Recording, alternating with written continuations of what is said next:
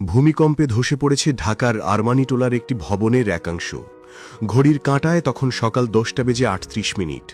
কিছু বুঝে ওঠার আগেই এক প্রলয়ঙ্করী ঝাঁকুনিতে কেঁপে উঠল তিলোত্তমা নগরী। পায়ের তলার মাটি যেন সরে যাচ্ছিল। বহুতল ভবনগুলো দানবের মতো দুলছিল এদিক ওদিক। আর সেই কম্পনেরই শিকার হল পুরান ঢাকার আরমানিটোলার ঐতিহ্যবাহী কসাইটুলি। বিকট এক শব্দে খান খান হয়ে গেল সকালের নিস্তব্ধতা। মুহূর্তের মধ্যে একটি পুরনো ভবনের একাংশ তাসের ঘরের মতো হুড়মুড়িয়ে ধসে পড়ল। চারদিকে উঠল ধুলোর ঝড়, আর তার সাথে মিশে গেল মানুষের বুক ফাটা আর্তচিৎকার ও বাঁচার আকুতি। যারা মুহূর্তকাল আগেও নিজেদের দৈনন্দিন কাজে ব্যস্ত ছিলেন, তারাই এখন ধ্বংসস্তূপের নিচে চাপা পড়ার ভয়ে দিকবিদিক জ্ঞানশূন্য হয়ে ছুটছেন। চারদিকে শুধু আতঙ্ক, ভয় আর হাহাকার।